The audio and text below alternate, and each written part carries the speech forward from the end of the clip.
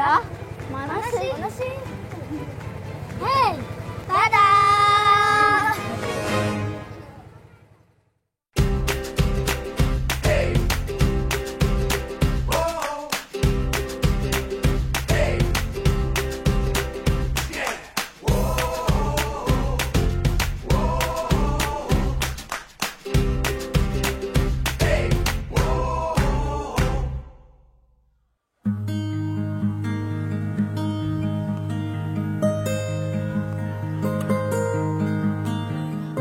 Belajar kita ya hari ini dikarenakan melihat situasi dan kondisi atapnya udah roboh ya.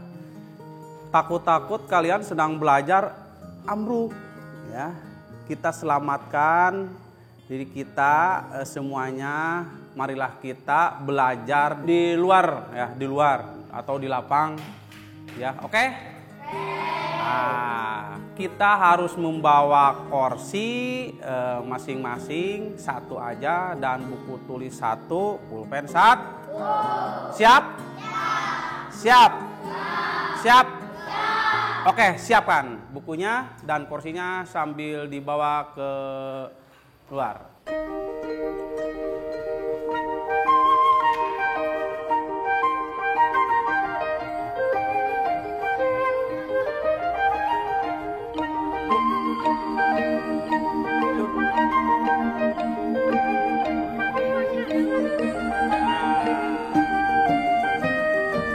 Bagaimana teman-teman? Seru ya belajar dengan cara yang kami lakukan? Tapi tidak seru kalau sedang hujan. Kami bisa belajar di mana saja loh teman. Bukan karena kami bosan belajar di kelas kok. Nanti teman-teman akan melihat sendiri. Alasan kami sering belajar di luar kelas.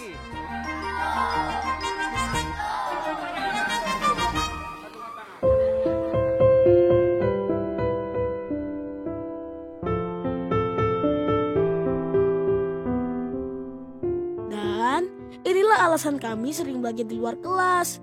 Siapapun pasti tidak akan berani belajar di bawah atap kelas yang sudah roboh seperti ini, bukan?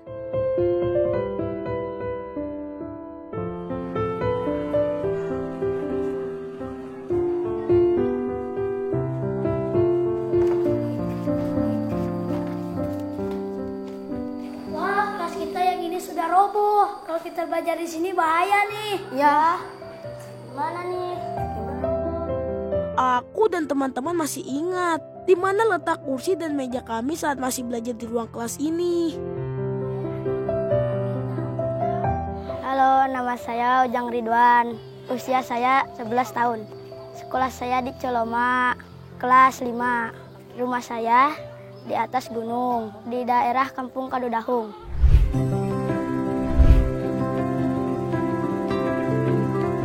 Setelah turun gunung, sungai lebar inilah yang kutempuh bersama teman-teman menuju sekolahku.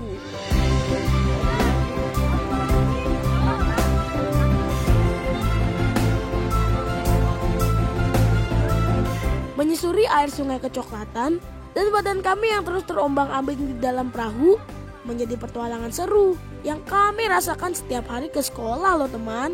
Lebih dari kata seru deh.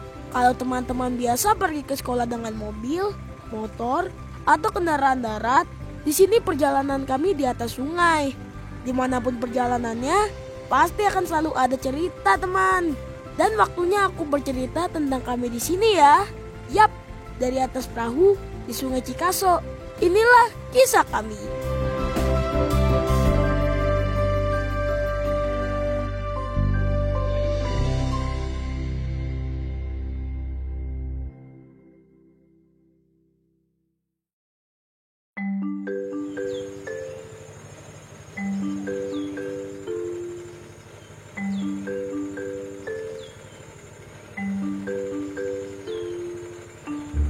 Dulu saya diantar oleh bapak saya, tapi perahunya sekarang udah gak ada. Saya dari pinggir sungai nunggu jam 6:30.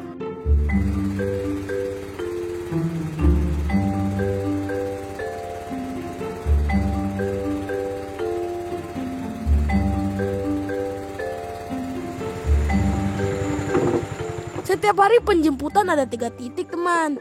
Titik pertama kita mulai dari depan sekolah. Titik kedua tempat aku menunggu. Tapi biasanya Pak Guru akan menjemput ke titik ketiga dulu teman. Titik paling jauh.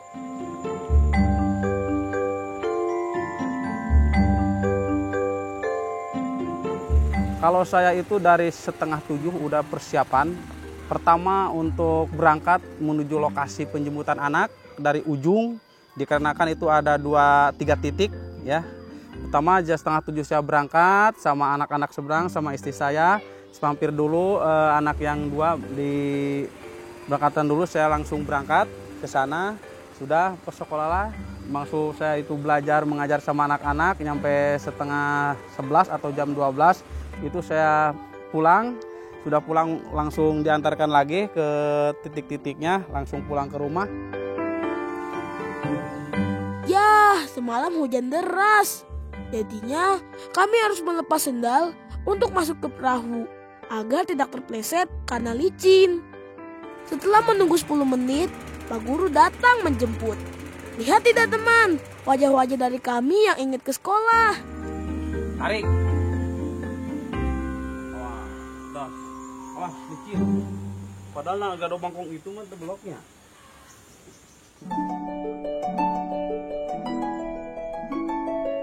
Walau kami cuma naik perahu, tetap harus ada aturannya teman. Kami harus lebih dulu menunggu perahu datang daripada perahu menunggu kami. Kalau lewat dari jam penjemputan, kami akan ditinggal dan perahu sudah berangkat. Kalau ketinggalan perahu, kami tetap berangkat sekolah dengan menumpang perahu yang lewat dan pasti akan terlambat sampai di sekolah.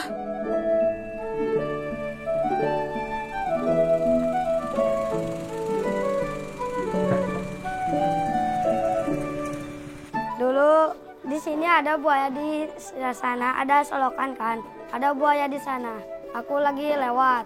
Ada buaya kuning, ada hitam, ada di sininya putih ke sini. Ih, ketemu buaya. Eits, jangan salah teman. Ketemu dan lihat banyak buaya bukan kejadian yang menakutkan lagi buat kami. Buaya tidak akan berbahaya kalau kita juga tidak mengganggunya kok. Asal selama di dalam perahu kita saling menjaga. Pasti aman dan selamat selama di perjalanan.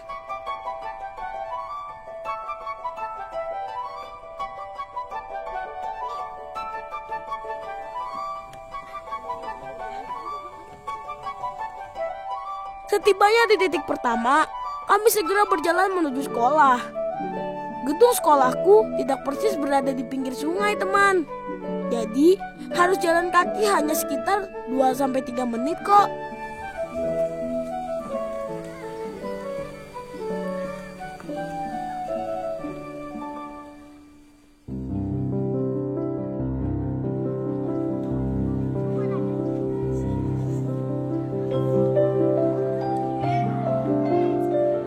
Sekolahan saya sudah roboh dan saya ingin diperbaiki lagi karena siswa SDN Ciloma takut roboh ntar. Tara, inilah sekolahku.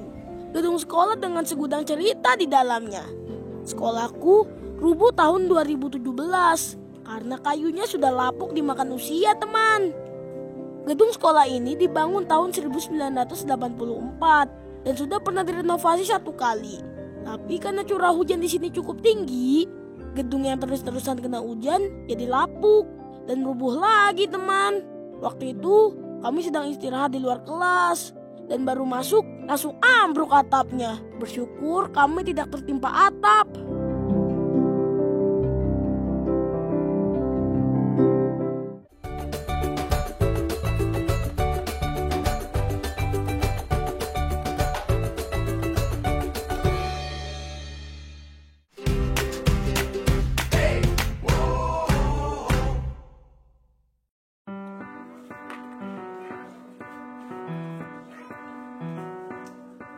Halo, nama saya Ujang Tata, 12 tahun. Saya kelas 6. Ini teman sekolahku, lebih tepatnya kakak kelasku. Menurutku dia keren karena dia tidak malu berjualan cilok di sekolah. Saya setiap hari bawa cilok di dalam ember. Saya jalan cilok dibuatin mama setengah 6 pagi. Cilok yang dijual rasanya enak dan tidak terlalu mahal. Rp500 per cilok.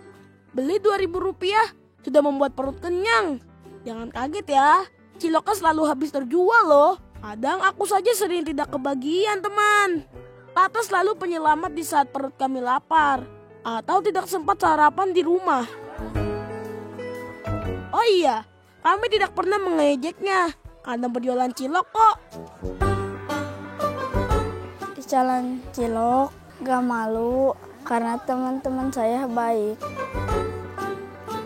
Tata berjualan 20-25 buah cilok sebelum masuk sekolah dan jam istirahat. Kalau sudah mulai pelajaran di kelas, Tata tidak akan berjualan teman.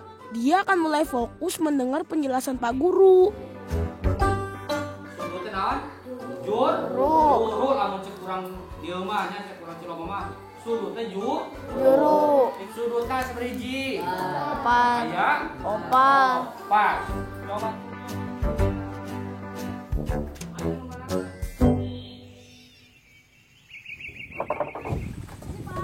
Ya, sama-sama.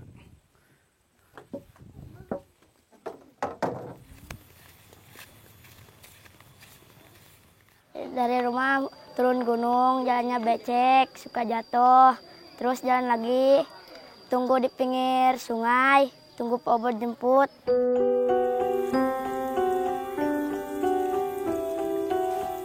Rumahku dan Tata lokasinya berbeda teman. Tapi sama-sama berada di atas gunung. Jadi kami harus menempuh perjalanan menanjak dan menurun menuju pinggir sungai. Kalau dari rumahku ke pinggir sungai, berjalan sekitar 1 jam. Kadang kalau jalanan sedang berlumpur, bisa lebih lama teman. Begitu juga sebaliknya.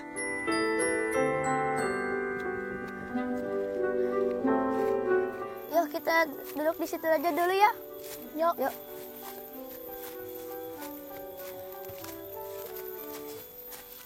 Aduh, capek. Aku pernah jadi di situ tuh. Sama siapa? Sama kamu kan? Oh iya. Untung pulang sekolah. Iya. Kalau enggak ya baju aku kotor. Jalan lagi yuk. Yuk. Aduh.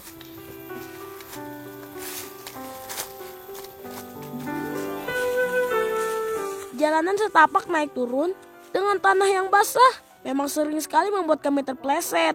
Makanya kami juga jarang memakai sepatu ke sekolah. Badan yang bergesekan dengan semak belukar sudah membuat kulit kami terbiasa.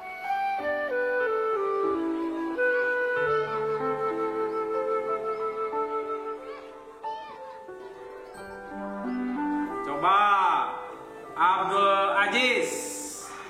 Ada? Muhammad Adiansa. Ada. Mujang Ridwan. Ada. Oh itu guru yang baik dan suka nasihatin murid-muridnya dan juga guru yang pintar. Cita-cita saya jadi polisi karena ingin membantu orang dan menangkap orang yang jahat. 368 dikali 34. 3, 2. Yang 3 dibawa ke atas. Menurut teman-teman, apakah orang yang menjemputku dengan perahu tadi dan yang sedang mengajar ini adalah orang yang sama? Yap, betul. Beliau adalah bapak guruku. Ada kali, ada tambah. Sesudah dikali, tinggal. Saya belajar dari keikhlasannya dan kemampuannya untuk mengantarkan saya ke sekolah pakai perahu dan mengajar siswa Ciloma. 4 dikali 6 berapa? Aku selalu suka bagaimana Pak Guru mengajar matematika karena terasa sangat seru dan tidak membosankan teman.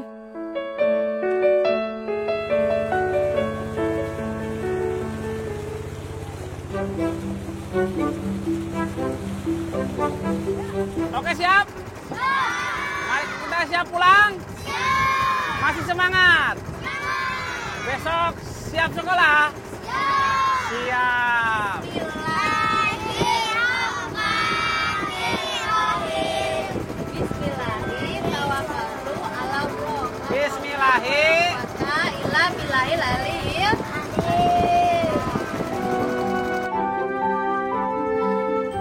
Perahu yang kami pakai setiap hari pemberian bantuan dari pemerintah tahun 2001 dari Bapak Ridwan Kamil.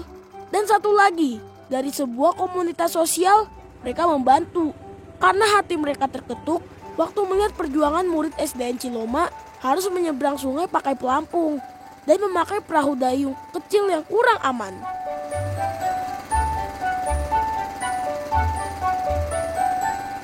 Pak Latif juga salah satu guru honorer yang ikut membantu mengantar jemput murid SDN Ciloma yang tinggal di seberang sekolah. Setiap guru, titik penjemputannya juga sudah ditentukan. Saya dari kelas 3 diantar oleh Pak Latif naik perahu.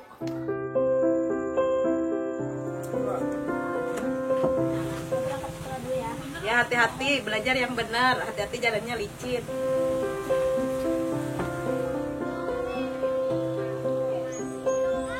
Saya pergi ke sekolah pakai sendal dan tidak pakai sepatu karena saya tidak punya sepatu. Sepatu saya robek dan mau beli tidak ada punya uang.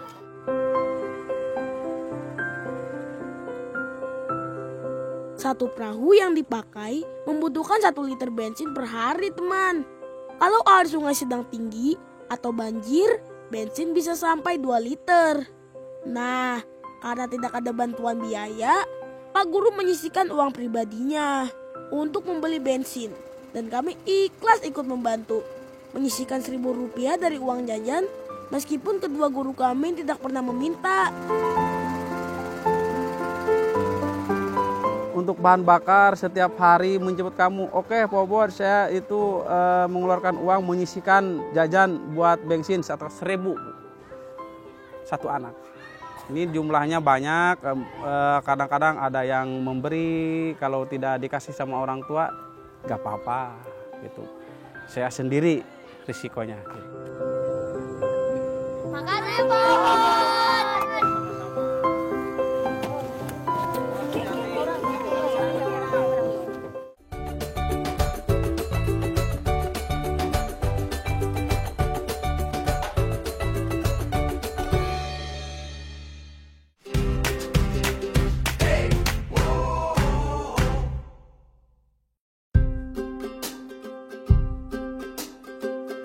Pak Obot, begitu kami memanggilnya. Bernama asli Pak Sudin. Nama yang jarang kita dengar ya. Tapi, nama ini diberikan kakeknya. Walau beliau sarjana, Pak Obot masih menjadi guru honorer sejak tahun 2005, teman. Semoga Pak Guru segera bisa menyandang status guru PNS ya. Pengabdian Pak Obot dimulai ketika ia diminta untuk mengajar di SDN Ciloma. Karena sekolah ini sangat kekurangan guru. Setelah dites mengajar, kepala sekolah langsung menerima dengan baik. Dari situlah Pak Obot mulai mengabdi mengajar sampai sekarang, teman. Dan tugas Pak Obot bertambah selain mengajar. Ya, seperti teman-teman sudah lihat tadi, Pak Obot adalah nakoda perahu kami.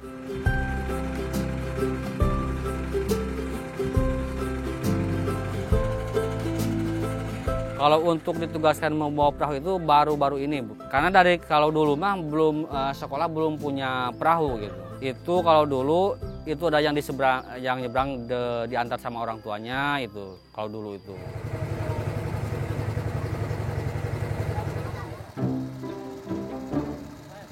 Ridwan, Sungai Cikaso gede banget ya?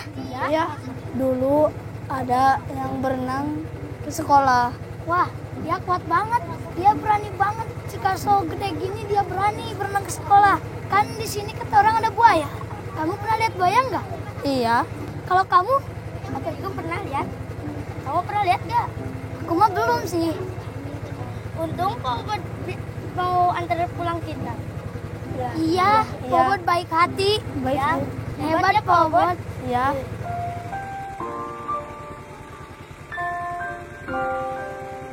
Melihat semangat kami ke sekolah, kedua guru kami juga harus terus semangat. Walau kadang harus menahan rasa capek. Pengorbanan yang mereka lakukan semua demi kami, teman.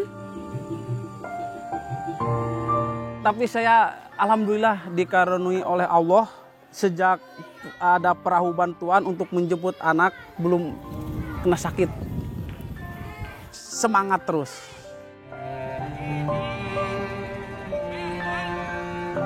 saya selalu berdoa buat Pak Obod sehat selalu supaya bisa mengantar murid-muridnya ke sekolah.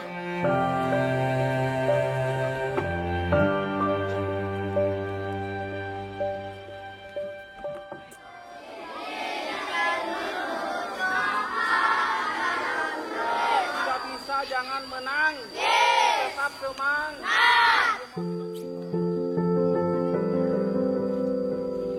Saya lulus sekolah mau sampai ke kuliah karena ingin mewujudkan cita-cita saya jadi polisi.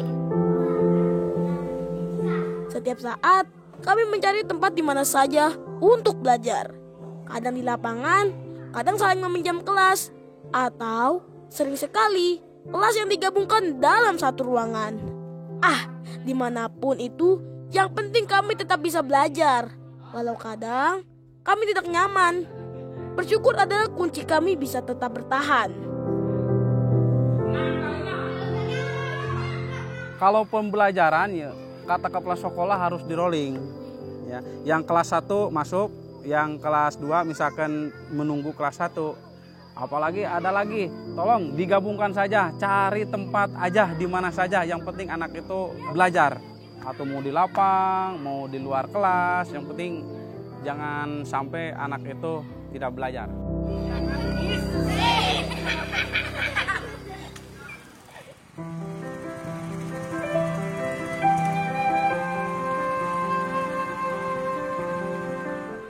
Ya gimana ya, itu sangat miris sekali gitu. Melihat anak-anak mau mendapatkan ilmu ya harus berjuang ekstra, harus berjuang penuh gitu.